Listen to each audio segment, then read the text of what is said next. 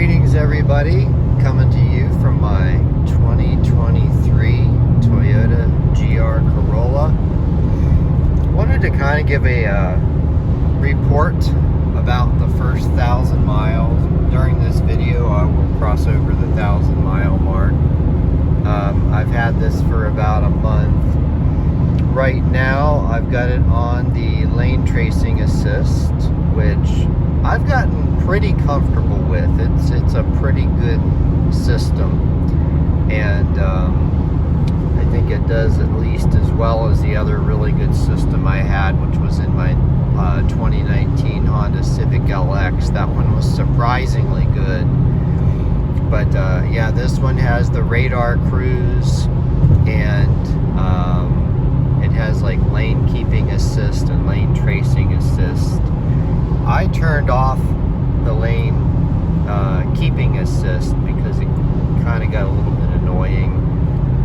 Like if you drift over a little bit, it'll actually steer for you, and I didn't want that. The only time I actually want the auto steering is when I turn it on, the lane tracing assist, which, as we're going down the highway now, I'm not having to touch the steering wheel at all, other than when it lights up that message and starts beeping. I just give the steering wheel a little tiny tug, and then we're good again for, I don't know, 15-30 seconds. I never actually counted it. That rattling is a bottle that I have in the side pocket. Other people who have had these cars have said stuff about interior rattles, and I have heard those. There was something coming from the headliner on certain roads, and it comes and goes. A little surprising considering the attention to detail that goes into building this car, from what I've seen, and all the extra welds and stuff like that. But I mean, I guess it is still based on an Econobox car, so I mean, it's not really disappointing or anything like that. It's fine. So initially my thoughts on the seats were that they're kind of uncomfortable, but I kind of got used to it. I can drive the car for fairly long distances. I've not taken it much longer than an hour and a half on a trip, and on trips like that it's been pretty comfortable, and it's definitely not the best. In fact, the seat in my Nissan Versa S base model is far more comfortable. But this one has a decent amount of bolstering to hold you in place during cornering and stuff like that. So in that sense, it's pretty good. One interesting update, I did not know this when I bought the car, but it comes with a free track day where you can register for that and have an instructor go with you and teach you about the dynamics of the car and stuff like that. And Toyota says a couple things about it, about the warranty. So they say that driving it on a track won't necessarily void your warranty, unless there's abuse involved or something like that. So I'm guessing, since it's a Toyota sanctioned event, that particular track day wouldn't be a problem. The next one is in April of next year, and with as long as I keep cars, it's anybody's guess as to whether I'll have this car in April. There's another one in August, July, something like that, and a different track. One in Pittsburgh, one in Columbus. I'm not sure which one I would go to, but I think that would be pretty fun. Although I do some spirited driving on the back roads, I'm sure it's nothing like a track and nothing like learning exactly what I should be doing and stuff like that. I'm not an extremely aggressive a driver, but I do drive in a spirited manner. There's the type of people that would overheat the rear differential. I'm not anywhere close to that level of aggressive. As far as issues, as expected, absolutely none. This car has the feel. Oh man, that bottle rattling in my thing is kind of driving me nuts. As expected, it's been flawless, and I think this car feels built to the standard that, for example, a 90s Toyota would be built to, or a 90s Honda, that it'll just run forever. I mean, I've done a little bit of research on it and have learned things like it has a triple layer head gasket. It's also got some safeties built in for durability. Whoa, I just hit a rock or something there. Hopefully we don't have a flat tire. So far so good. I don't know how to display the tire pressure. Everything feels good.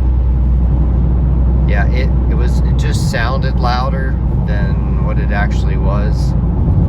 So I'll have to do some inspection there. As you can see here, my radar cruise control at lower speeds, it lets you get really close to the car in front of you. I've never had one that has gotten quite that close. But yeah, so anyway, that okay, I'm getting sidetracked all over the place here. Back to what I was saying. I think this car is going to last and be extremely reliable for a long time.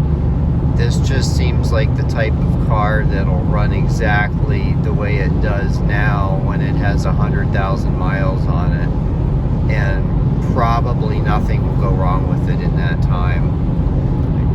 It just really has an incredible feel to it. Just so tight, so well put together, and I think it's going to be a fantastically reliable car. Another thing is I love the all-wheel drive system. It is very sophisticated and simple at the same time. Even in this rain, I did a couple earlier when I was driving. I did a couple from a stop first gear pulls, full throttle, and there's just no drama. It just simply knows where to put the power. No wheel hop, no torque steer, nothing like that. It just simply does its job, and it does it incredibly well. This is definitely a special car. You can tell that by driving it. As far as what I think is going to happen in terms of depreciation, I think this is going to be very similar to the way that the Honda Civic Type Rs have been holding their value. So it's the end of 2023 now, and the first year for the Civic Type R was 2017. I just did a Google search, not a Google search, a search for cars for sale on a couple of the sites, and the cheapest listed Civic Type R that I found, it was a 2018 with like 52,000 miles on it, and it was still listed at 33,500, and it came back listed as a good deal with the whatever site that is that tells you if you're getting a good deal. Can't remember which one. So, you know, that is only very slightly less than the car cost brand new when it was released. Now, I'm sure a lot of those had markups back then, but for those who bought them at MSRP, they were able to drive it, what, 7 years, and only lose $1,000. Maybe, well, you know, so that's retail. So I mean, worst case, even say they sold a private party, they could potentially get 30, 32 for it. Who knows? So in terms of buying one, it's like an incredible value for the money because of the depreciation factor. You buy one of these cars for 39, 41, I mean, whatever, depending on the trim level you get. And yeah, it's going to cost you very little. You buy something like, I don't know, even a WRX, that's going to depreciate more like a normal car, and this just simply won't depreciate. So yeah, I think the combination of the rarity and the durability and reliability will greatly contribute to the car holding its value over time. So in that sense, you are much better off to buy a car like this overall and make your payments rather than something cheaper or something more common that's going to depreciate. One thing that I've always found to be pretty important is the actual cost to own the car, and depreciation factors into that. The days of selling a car like this and flipping it for a profit are gone because the car market is crashing as of this writing. But as far as them holding their value, they still will. And I'm not sure if this is like the last year for, or 2024 is the last year for this body style GR Corolla. So that would be kind of a limited run. And, you know, there will no doubt be fans of the first gen versus whatever comes after. Oh, that person's in a hurry. Let me go ahead and get off here.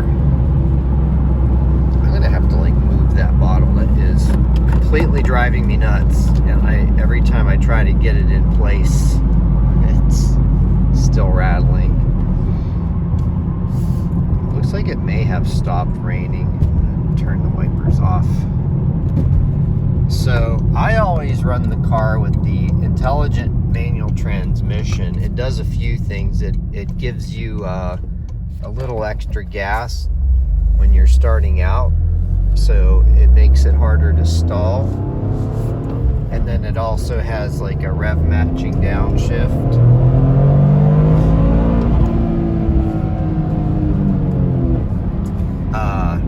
Obviously I didn't show it that time because I didn't downshift.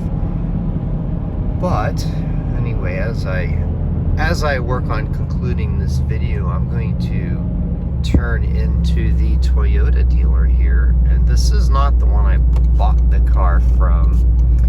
This is actually the dealer. I have my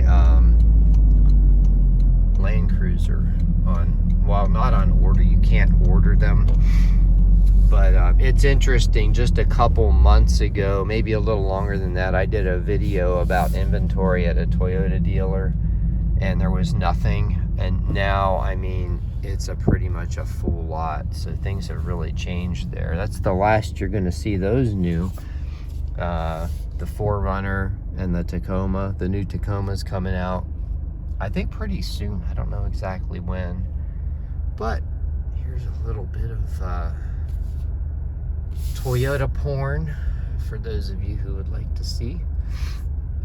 But on that, I think that's about it for everything I really want to say right now. Let me go ahead and loop around here. We got a couple Camrys. We got a Prius there. That is such a cool looking car. Normally I hated those, but wow, they really made that thing look good, and they gave it a lot of performance now. So you may have heard that the little bit of gas that it gave there, I didn't touch the gas pedal. That's all part of the IMT. So that's a pretty interesting feature.